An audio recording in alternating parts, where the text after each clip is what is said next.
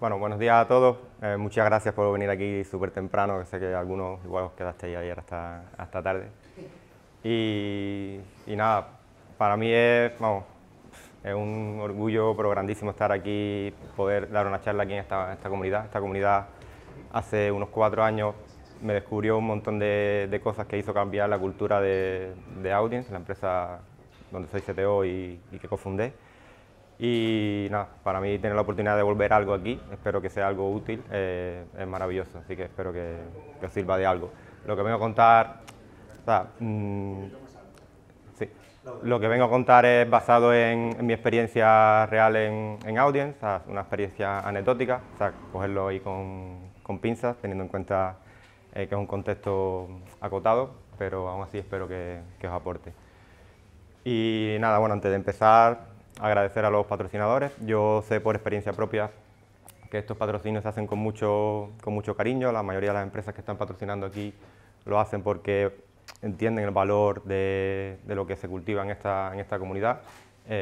Así que sin ellos sería imposible hacer una conferencia de la calidad con la que se hace la Pamplona Software Cluster. Y lo que decía antes, coger con pinza todo lo que voy a decir aquí. Si tenéis problemas graves, ir a vuestro consultor de cabecera, que seguramente os va a dar mejores consejos que lo que pueda dar yo aquí, basado en una experiencia única, ¿no? Larga durante 10 años, pero es una sola. No sé si conocéis a este señor, que lo traigo de vuelta con la inteligencia artificial generativa, para que nos cuente cosas. A ver si ahora os dice. Pablito clavó un clavito. ¿Qué clavito clavó Pablito? El clavito que Pablito clavó era el clavito de Pablito. ¿Os suena algo ahora? ¿Nada? Bueno, este señor no es el autor de este trabalengua, pero era necesario porque hasta ahora necesito que vayáis encendiendo el cerebro.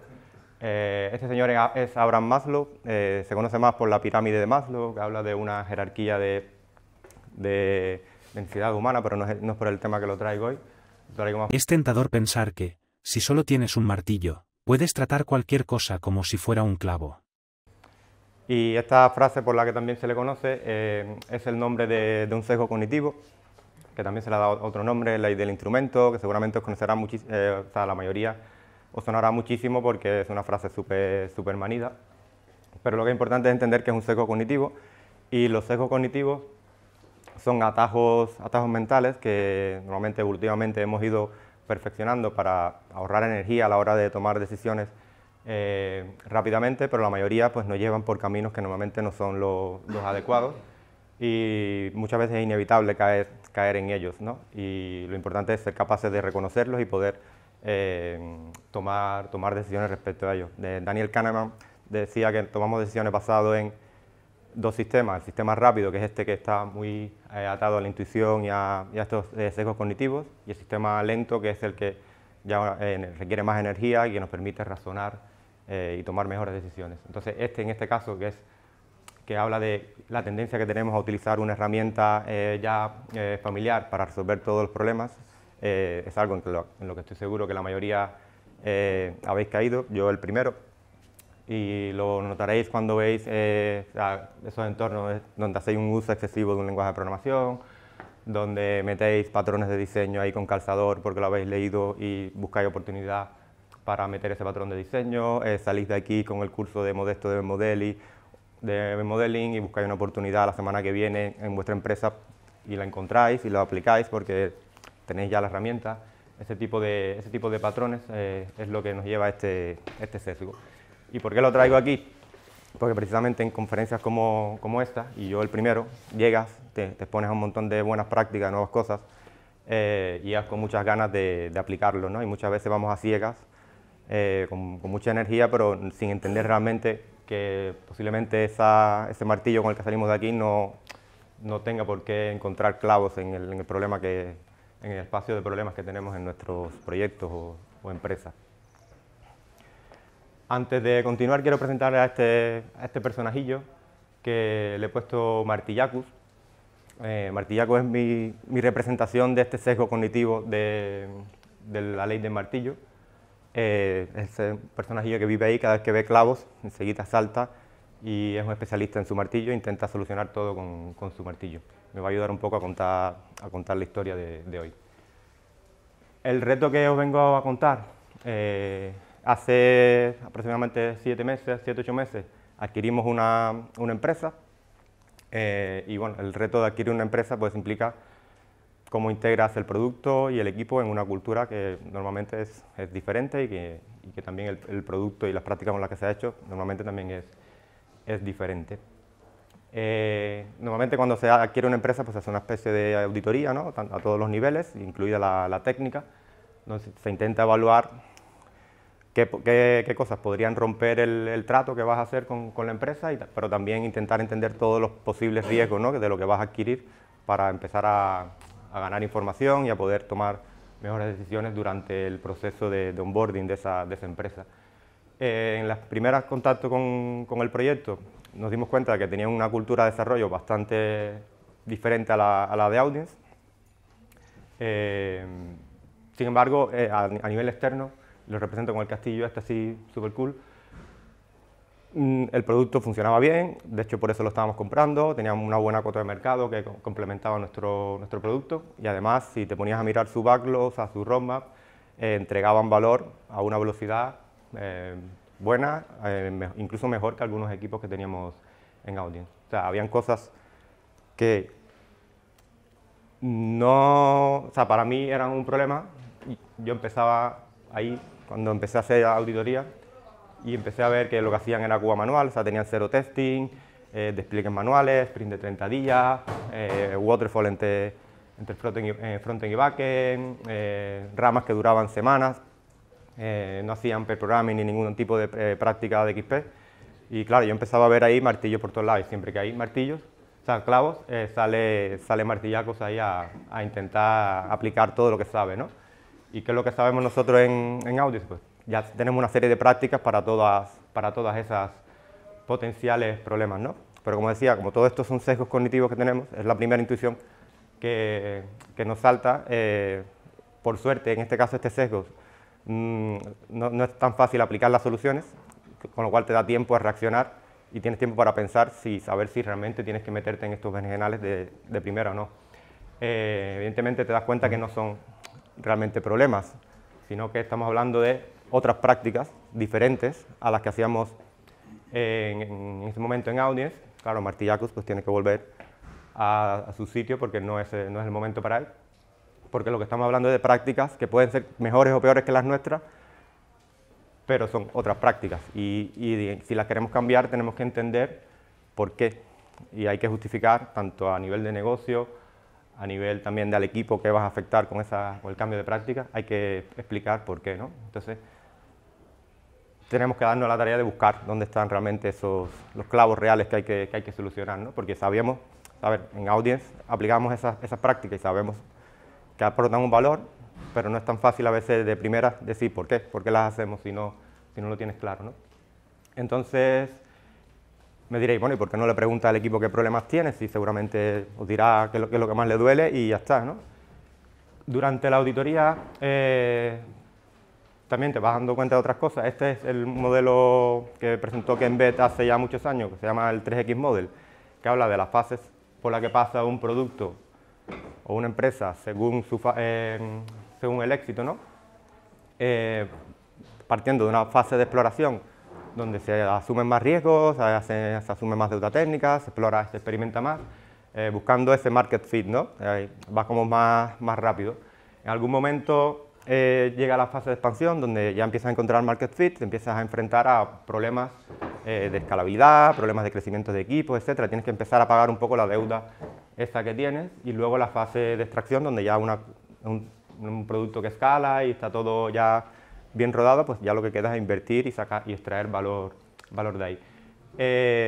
Era evidente que el equipo y el producto estaban en esta fase de exploración.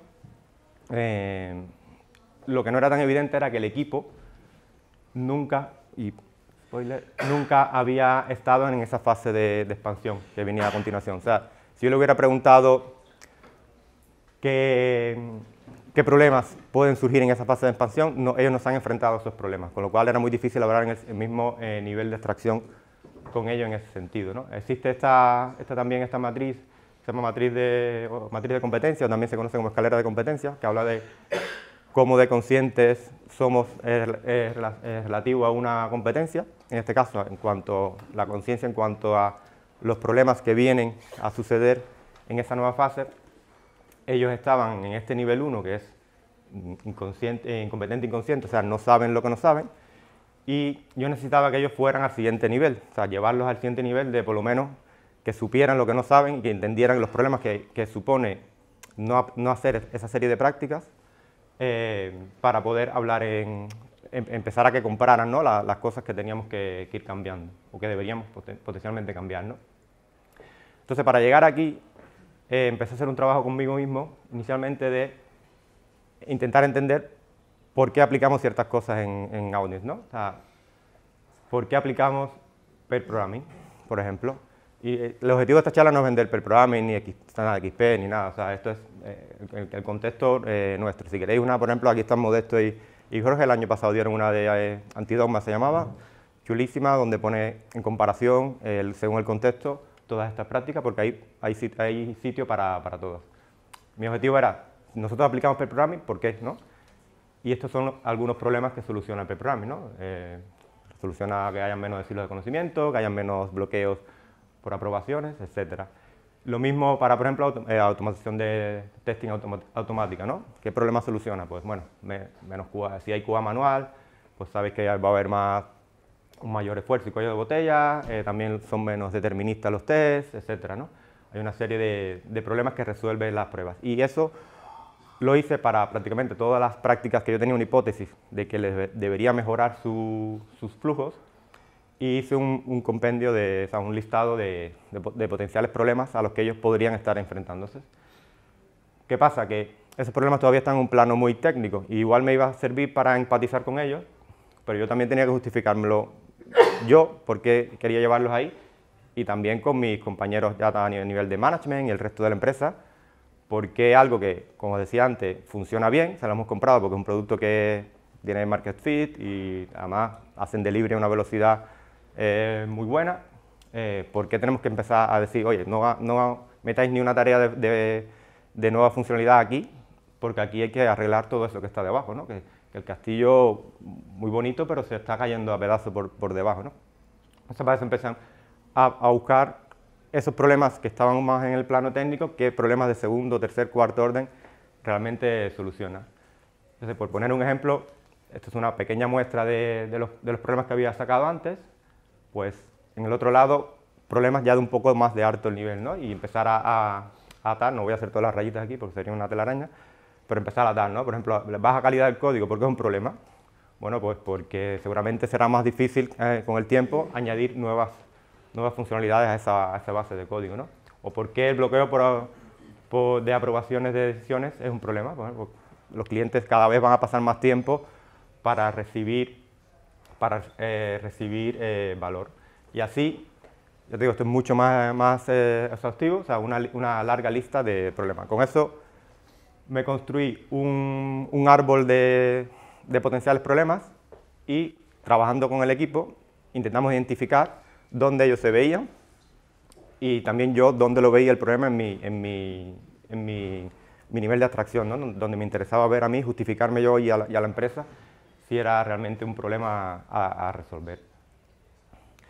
Entonces, ahí detectamos que el problema que más a ellos les preocupaba era lo estresante que eran o que son todavía los releases, y por ahí tirando por el árbol, pues bueno, evidentemente un release estresante pues implica también que ellos, evidentemente hay burnout, el equipo es pequeño, hay un riesgo de que terminen quemándose, yéndose, costo de oportunidad, por tener que empezar a contratar gente nueva, know-how muy importante de esa empresa que es nueva para nosotros, que se vaya, el tiempo que pasan por aportar valor a clientes, bajas de clientes, la reputación de ese nuevo producto y del nuestro, porque ahora son parte de nuestro grupo de empresas, etcétera, ¿no?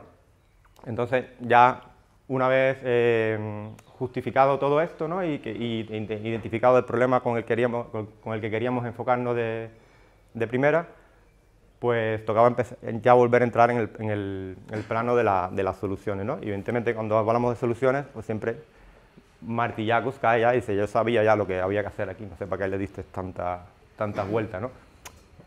Y sí, puede que hayamos llegado al mismo lugar, pero hay humanos de por medio, ¿no? Hay que comunicar hacia arriba, hacia abajo, hacia todas las direcciones, y es importante asegurarnos de que no nos dejamos llevar por ese sesgo, ¿no? Pero aún así, sabiendo la solución a aplicar, tampoco es tan sencillo como decir, venga, dejar de hacer todo y poneros a automatizar despliegues o lo que sea, ¿no? Normalmente eso tiene unas implicaciones, y esas implicaciones, pues a veces es difícil de prever, ¿no? Si os explico rápidamente su flujo, igual empatizáis conmigo.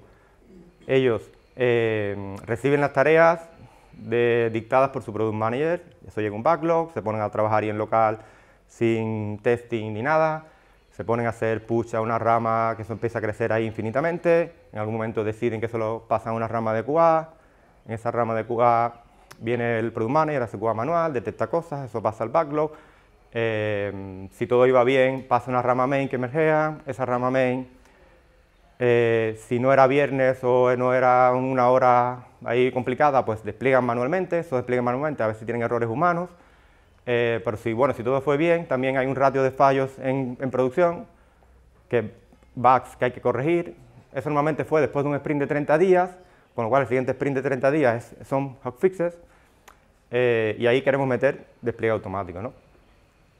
Yo esto me lo sé de memoria porque porque yo ya tiempo trabajando con ello, ¿no? Pero no sé si a vosotros entra en la cabeza todo esto, porque si visteis la charla ayer de Rita, nuestra memoria de trabajo es bastante limitada, ¿no? Entonces ahí es donde entran otra serie de herramientas que a mí me han ayudado bastante tanto a entender este problema como a comunicarlo con el resto de equipos para que vean la magnitud del problema. Y claro, esto no le entra a la cabeza a Martillacus, porque no entra en la cabeza a nadie, ¿no? Entonces, recapitulando hasta aquí, porque hasta aquí yo creo que hay algo de contenido que nos podemos llevar. Hemos hablado de la ley esta del martillo de Maslow, que todo el mundo las conocía, y simplemente, que tiene un nombre, que es esa tendencia excesiva que tenemos a utilizar herramientas familiares.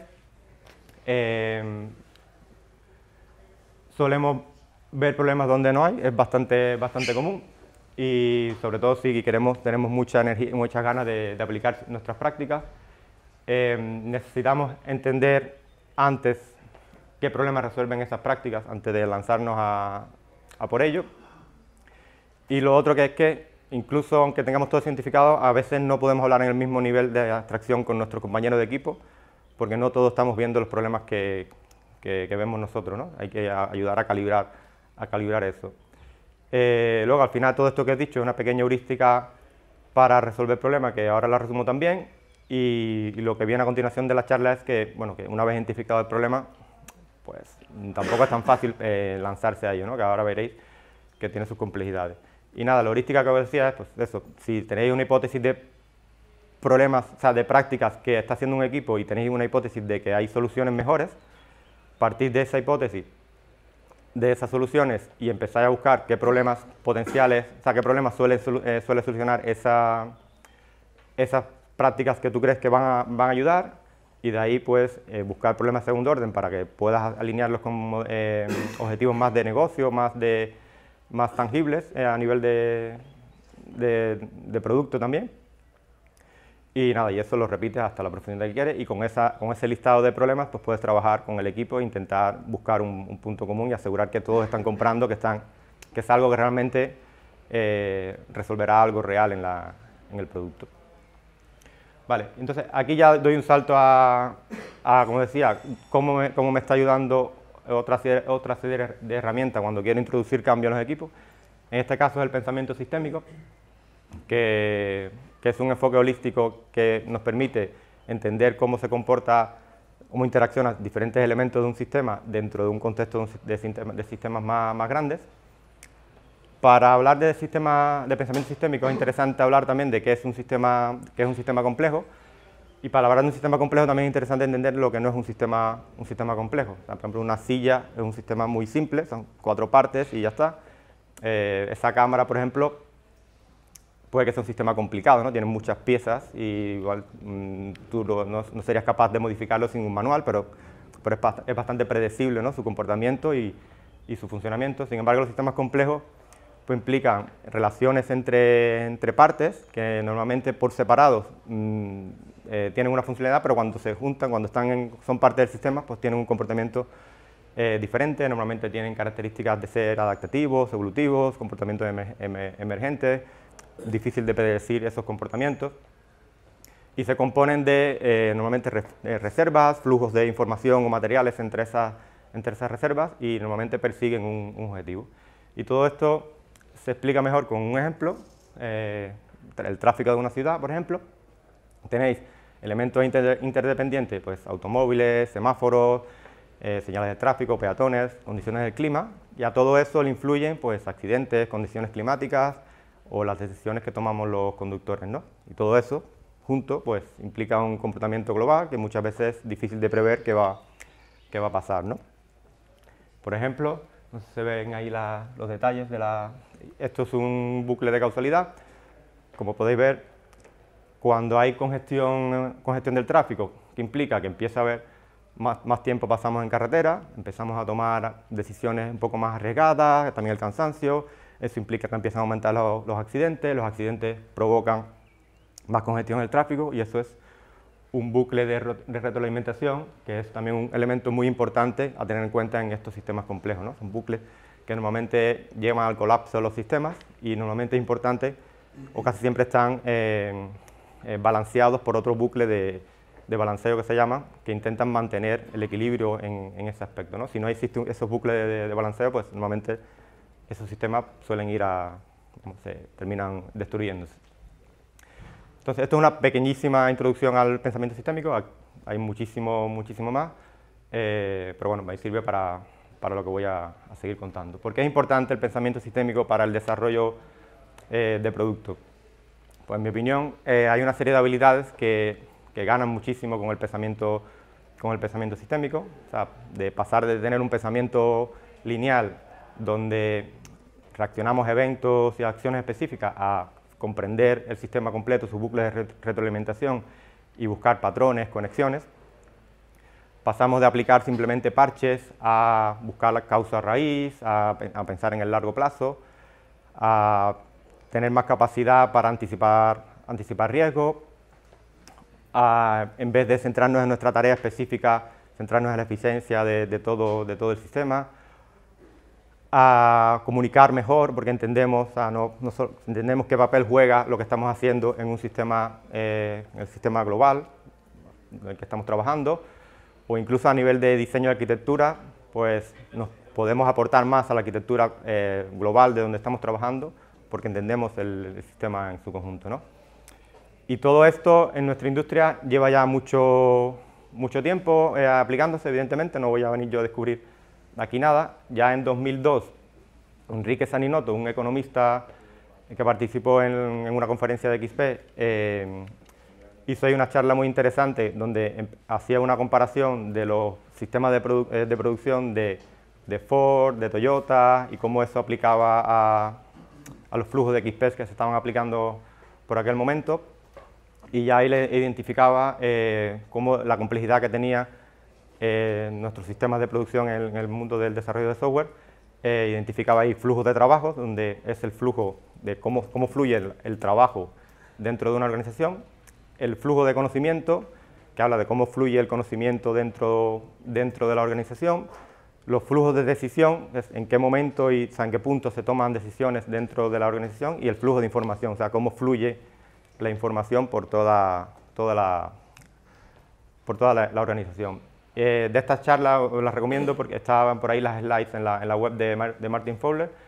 Salió una cita que se conoce bastante, que de ahí sacó también que la importancia de la irreversibilidad en nuestros sistemas. O sea, la irreversibilidad nos lleva a tener sistemas que somos menos capaces de adaptar, ¿no?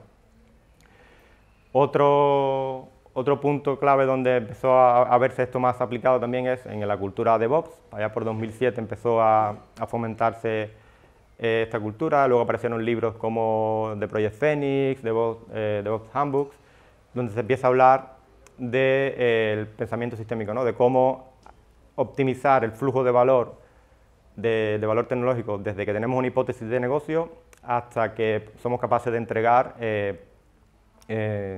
valor a través de tecnología, ¿no? Y esto lo dividían entre las tres vías que llaman de la cultura DevOps, que la primera vía habla precisamente del flujo y pensamiento sistémico, o sea, de cómo entender el sistema total y no centrarnos en optimizar pequeños departamentos o pequeños silos, aquellos de front-end, back-end, equipo de infraestructura o sistema, desarrollo, y, o sea, todo, cada uno súper optimizado y engranado, pero un waterfall imposible. La segunda vía, que habla de identificar y potenciar estos bucles de retroalimentación que existen dentro de nuestros procesos para poder generar correcciones continuas. Y luego la cultura de experimentación, que ya habla de aprender de fracaso, ¿no? De una experimentación continua, gracias a que tenemos estos bucles de retroalimentación y que entendemos todo el sistema, pues nos permite experimentar y aprender constantemente, ¿no? Ya más recientemente también, un artículo de Tim Corran habla de cómo maximizar la eficiencia del desarrollo entendiendo mejor nuestros bucles de retroalimentación. O sea, y habla de que la importancia que tiene identificarlos, medirlos. De hecho, da él algunas medidas de lo que él consideraba baja eficacia o alta eficacia según ciertos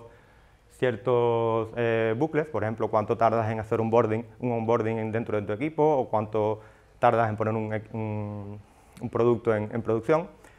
Y hablaba también de medirlos también para si vas a hacer algún cambio en tu sistema o en tus flujos, que tengas en cuenta el impacto que tiene lo que estás haciendo en estos bucles, que es lo que al final te permite esas mejoras continuas, ¿no? Entonces, ¿cómo aplico todo esto, ¿no? a mi reto? Volviendo aquí al castillito, que es cómo cambio la cultura de un equipo, ¿no? Ya sé qué problema tiene, sé cuál es la solución, pero antes de aplicar esa solución me interesa entender el sistema, o sea, entender sus flujos, sus cuellos de botella, sus bucles de retroalimentación, entender qué comportamientos emergentes pueden surgir de esos cambios que vamos a hacer, entender qué posible resistencia al cambio, tener en cuenta que son un equipo que no tiene ningún tipo de exposición a estas prácticas todavía. Yo no puedo permitirme, o sea, la empresa no se puede permitir poner en riesgo perder ese equipo, con lo cual tampoco es decirle, venga, dejad lo que estáis haciendo, que lo hacéis mal, poneros a automatizar los despliegues, poneros a aprender TDD, o sea, cambiarle la vida de la noche a la mañana sin saber yo todavía si ellos compran todo eso, ¿no? Y que ellos estaban haciendo un producto y han llegado y hemos comprado esa empresa, para ellos es un éxito, ¿no? ¿Cómo de pronto le vamos a decir que está todo mal? Y entonces, pues eso, ver de cómo minimizamos riesgo, ¿no? Entonces ahí es donde entra el pensamiento sistémico, no sé si se ve suficiente, yo creo que sí. Esto es un flujo de reservas y stock, se llama, es una forma de representar sistemas. Las nubecitas significan que lo que estoy dejando fuera del scope de lo que estoy analizando, o sea, no estoy analizando o modelando ni el discovery, o sea, cómo entran las tareas al backlog, ni estoy analizando cómo ellos validan lo que sale a producción. Las cajitas son reservas, puntos donde se acumula o información, o tareas, o commits, o ramas, o valor. Las flechitas azules es flujo, de cómo fluyen esos valores de esas reservas. Y luego veréis que aparecerán otras cosas que serán variables que se aplican en, por ejemplo, esto, ¿no? En este caso, ellos, como os había contado, que decía que eso no entra en la cabeza, lo podéis visualizar, pero es muy difícil trabajar con eso en tu cabeza. Por eso estas herramientas pues, ayudan mucho a comunicar y a entenderlo, ¿no? Esto es el flujo que os describí antes a viva voz. Ellos pillan tareas del backlog y se ponen a trabajar a cierto ritmo, que son estas variables que veis ahí, work in progress y development rate. Se ponen a trabajar a cierto ritmo y hacen cambios en local. Eso, empiezan a hacer commit push a una rama y esa rama empieza a crecer, ¿no? En algún momento eso pasa a la rama de dev, que es el dev environment que veis ahí. Ahí se hace un QA manual y se detectan errores que, bueno, que vuelvan a pasar al backlog. Si todo iba bien, después de ese esfuerzo manual de QA, pasa a la rama main y ya, como decía, si no era viernes, pues lo despliega manualmente a producción. Y evidentemente en producción pues hay cosas que fallan y vuelven al backlog, ¿no? Y aquí es donde queremos meter despliegue automático. Que yo sé, y muchos de vosotros sabréis, que todos los beneficios, ¿no?, que tiene aplicar despliegue, ¿no? Pero a veces, como decía, el equipo no está ahí, hay que comunicar, ¿no? ¿Cómo lo llevo ahí? Porque existen causalidades, existen predicciones que se sabe que el despliegue automático, pues yo sé que va a mejorarles que tengan que puedan hacer ramas más pequeñas y evidentemente van a poder desplegar más rápido, ¿no? Para comunicar este tipo de cosas, pues trabajamos con los loops de causalidad, se llama. Este es uno facilito que habla de cómo el burnout y el ratio de fallo se retroalimentan. O sea, a mayor burnout, estamos más estresados, más agotados, pues más ratio de fallo generamos, eso hace que estemos más estresados y de ahí nos salimos si algo no lo corrige. Y por ejemplo, el mismo bucle, que lo veis aquí a mi izquierda, ¿cómo afecta, por ejemplo, añadir la automatización de despliegue? En ausencia de despliegue, de esta automatización, lo que estamos es engordando ese ciclo vicioso, ¿no? O sea, cada vez estamos haciendo cambios más grandes, la complejidad de esos cambios cada vez es más grande, con lo cual hay más fallos, que es más difícil de depurar, etcétera. Eso genera burnout, cada vez desarrollamos o aplicamos cambios a un ratio menor, cada vez tenemos menos oportunidad de solucionar el problema, ¿no?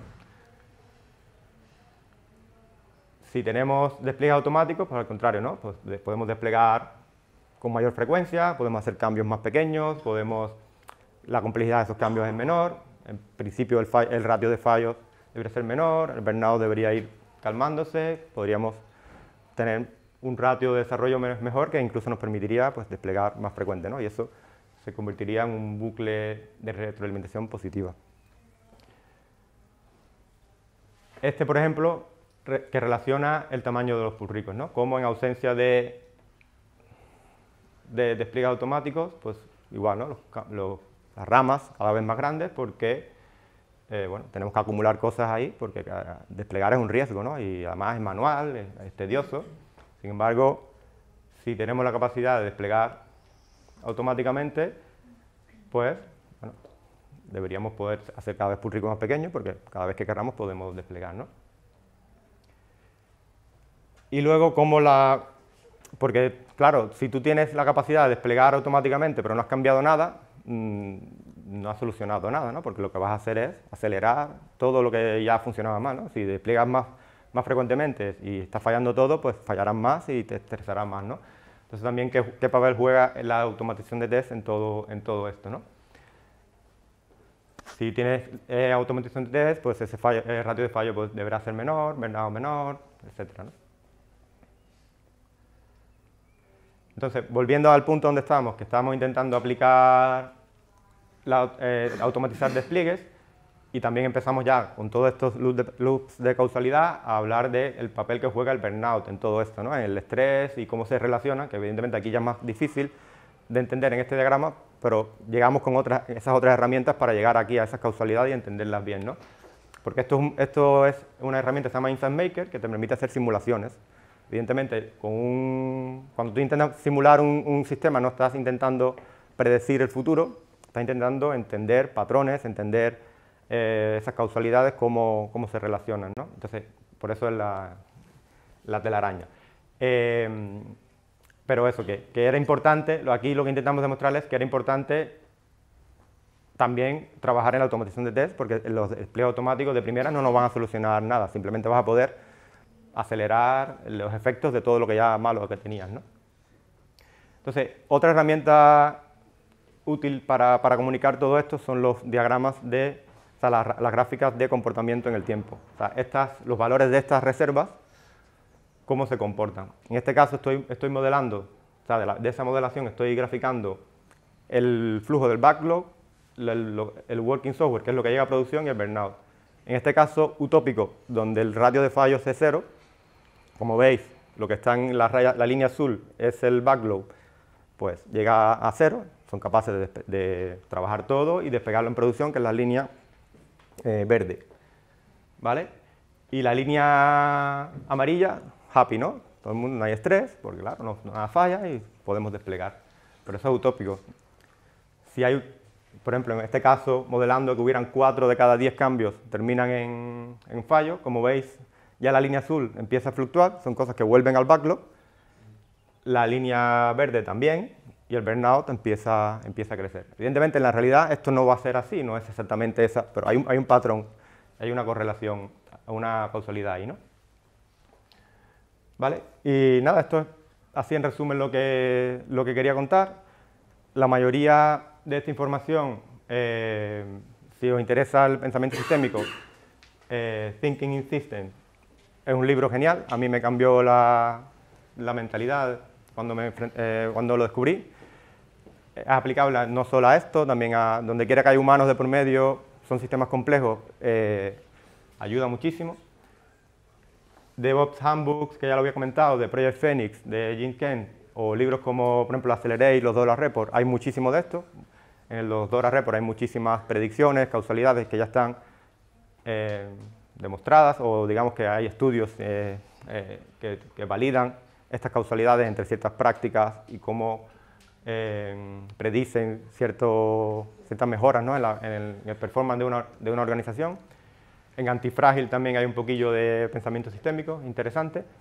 Y evidentemente cualquier cosa de esta que empieces a hablar, ya que Embed lleva 3 años hablando, ¿no? Entonces también está System Thinking, que Embed y Jessica Kerr llevan ya un tiempo haciendo workshops sobre este tema aplicado a nuestra industria.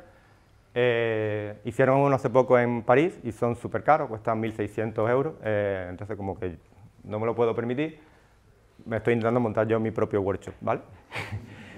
Entonces, lo hice en la Socracan una pequeña iteración, salió medio bien, cogí bastante feedback. No estoy seguro si todavía lo voy a hacer de manera en serio, porque yo creo que necesitaría 4 a 6 horas para hacer un workshop interesante para jugar con todas estas herramientas de modelación y hacer ahí cositas. Lo que sí, en esta web os vais a encontrar, bueno, es una página de Notion, esta especie de wiki donde voy yo volcando todos los diagramas de flujos. Todo esto, tanto Insight Maker como Loopy, que os voy a dejar los enlaces, son herramientas gratuitas que podéis forkear los loops o los diagramas que se hacen ahí y jugar con ellos. Esto está abierto también, no me troleéis mucho porque podéis hacer lo que queráis, o sea, podéis subir lo que queráis, pero la idea es que si hacéis cualquier causalidad o cualquier simulación de flujos relacionados con la cultura de DevOps, con XP, con estas cosas, o con el desarrollo de producto, o sea, subirlo, pues lo voy a poder subir. Si veo que no tiene sentido, pues lo eliminaré, pero ahora mismo está abierto, ¿vale? Y nada, ahí también tenéis un pequeño formulario porque estoy recolectando feedback de si es interesante seguir con la idea de hacer un workshop sobre esta temática, ¿vale? Ahí lo encontraréis en ese URL. Como decía, hay muchas herramientas para esto. Yo he trabajado con las gratuitas, no me he roto mucho la cabeza, pero hay también otras de pagos y hay más cosas que podéis explorar. ¿Vale? Y ya por concluir... Sí, perdón.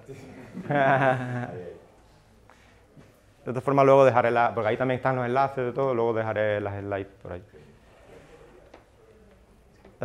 Y nada, como conclusiones, pues eso, evitar, importantísimo, si con algo tenemos que irnos de aquí, y porque luego ahí encontraréis un loop de causalidad que tengo sobre cómo hablar mucho sobre un tema es bueno, aunque ya todo el mundo lo sepa.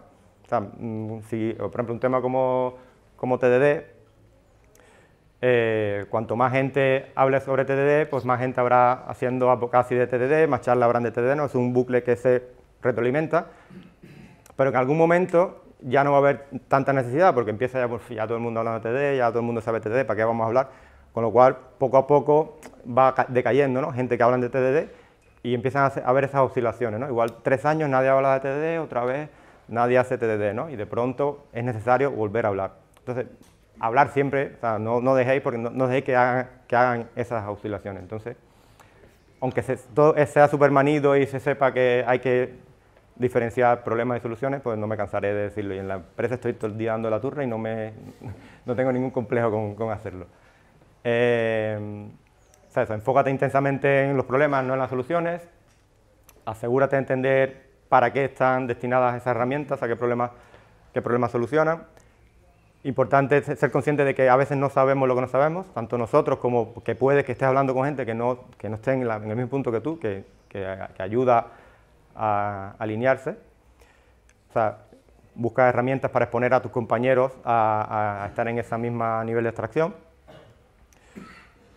Y nada, intenta entender el sistema antes de aplicar cualquier cambio, ¿no? Ahí es donde entra el pensamiento sistémico. Y bueno, que además de que ayuda para todo esto, que he descubierto que es una herramienta interesante para comunicar problemas complejos, ya no solo para entender qué va a pasar, sino para comunicar también y para educar estos bucles de causalidad y demás. He descubierto que es interesante. ¿Vale? Y nada, como decía, si con algo tenéis que quedaros aquí, es con el tema de intentar diferenciar problemas y soluciones. Y como he traído de vuelta a Abraham Maslow con esto de la inteligencia artificial generativa, hemos estado hablando y le hemos dado la vuelta un poquillo a la ley. Si necesitas clavar un clavo, toda solución te parecerá un martillo. Y lo que viene a decir esta nueva ley es que, intentad obsesionaros con los problemas. O sea, cuando estáis obsesionados con un problema, es muy fácil que en cualquier esquina, cualquier conversación, estás viendo una serie, donde sea, estás encontrando soluciones, y eso es lo que te permite que luego tus soluciones pues, sean mucho más multidisciplinares y no tan enfocadas, ¿no?, en el marco que normalmente estás trabajando. Y nada, volver a agradecer a los patrocinadores y eso es todo. Muchas gracias. Bueno, primero, enhorabuena por la charla, porque además yo estoy en un punto muy similar y vamos, me ha encantado. Una pregunta que te quería hacer es, en todo este proceso que has comentado, no sé si la integración, digamos, de vuestros equipos actuales con ese nuevo equipo es algo que habéis dejado para más adelante para poder ir mejorando esto, o ocurre de alguna manera y entonces pues tenéis que, digamos, que desde vuestro lado, que ya conocíais más, adaptaros un poco a esa manera de trabajar. Sí, buena pregunta, porque le da bastante contexto a la situación. O sea, es un equipo que va a seguir trabajando aislado, porque el producto tiene suficiente complejidad como para que vaya creciendo en gente allí. Y ahora mismo no tenemos condiciones de mover gente de los equipos actuales allí. Entonces es un equipo que va a estar, que no se va a integrar del todo en otros equipos existentes. No va a haber tanta fusión, porque es un producto complementario a lo que ya hacíamos.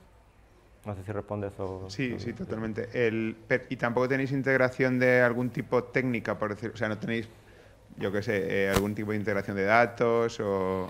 Ahora mismo no, y normalmente las adquisiciones que hemos hecho hemos intentado no escribir en piedra prácticamente nada, porque o sea, hacemos la adquisición y no tenemos claro más o menos la estrategia, pero hay que rodarlo, ver el mercado cómo responde y entender bien qué vamos a hacer, qué necesitamos hacer antes de tirar la primera línea de código de nada. Entonces, de momento, los productos se venden por separado a mano y evidentemente eso ya implica fricciones. Pues, por ejemplo, ya estamos trabajando en tener un single sign-on entre ambos productos, que es la primera fricción. Y a los clientes nos irán diciendo que más, ¿no? Echan de menos en tener que buscar cosas en dos productos separados. Pero de momento son dos productos independientes. Y a nivel de herramientas igual, entiendo. O sea, sí, que no, yo qué sé, si en un sitio usáis Jira y en el otro no, pues tampoco estáis fomentando eso. Ni nada. No, bueno, es que ya a nivel de equipo, internamente también cada equipo se monta su... No tenemos nada estipulado en qué herramientas usar en cuanto a Jira y estas cosas, cada equipo se lo monta como prefiera. Buenas.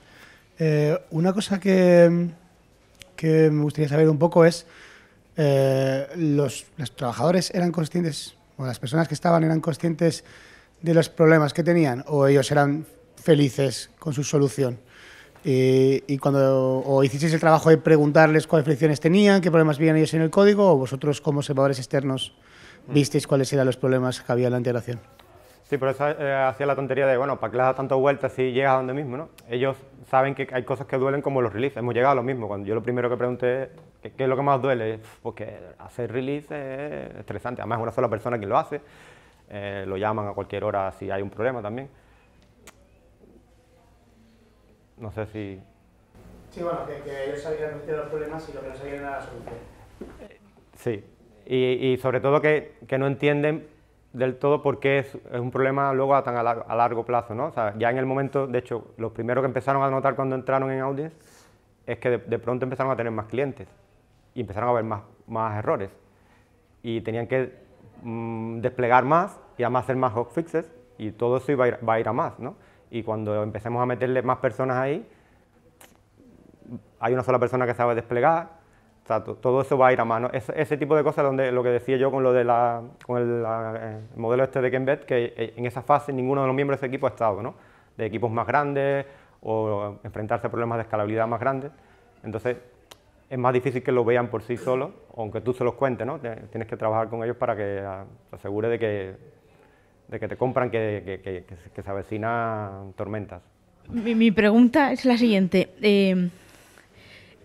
Vosotros hicisteis entiendo que hicisteis estos diagramas de causalidad para hacer a las personas conscientes, ¿no? En la matriz que ponías, para que fuesen conscientemente incompetentes, bueno, o sea, que conscientes de los problemas. Pero tú ya tenías clara la solución a priori. ¿Estos diagramas de causalidad y estas simulaciones pueden ayudar cuando no tienes clara cuál es la solución? En principio te pueden ayudar a descubrir. O sea, yo lo que veo que más aportan es la metáfora que ponía de que no te entre en la cabeza, ¿no? De que intentar hacer ese trabajo en tu cabeza o lo vas a hacer también en un papel, ¿no? Pero sin tener esas herramientas es muy difícil ver qué pieza te falta, ¿no? Entonces, puede que no la sepas, pero tienes que ir a la literatura o buscar, por ejemplo, en este caso en concreto, pues los Dora Report o la Accelerate, pues hay muchas predicciones de si tienes identificados los problemas que tienes, pues puedes buscar soluciones a eso y ya dentro del sistema ver dónde encaja. O sea, la respuesta no te la va a dar, pero te ayuda a que la encuentres o a que por lo menos identifiques que falta esa pieza y que busques la causalidad o que te hagas preguntas, ¿no? Yo qué sé, la literatura dice que hacer TDD es bueno, ¿no? Pero ¿por qué? Y puedes tú incluso porque a mí me han servido incluso para entender mejor por qué ciertas cosas las hacemos, que a veces no me paro, que lo decía, que cuando llegué hace 4 años compré casi todo lo que me habéis contado aquí y llegué a la empresa y volví loco a todo esto. Oye, aquí hay una gente que hacen TDD, que hacen Trend-Based Development, y claro, tienes que entender qué papel juega eso si realmente tienes problemas que solucionar. La respuesta es que no es una bala de plata, te ayuda, pero vas a tener que buscar tú por tu cuenta.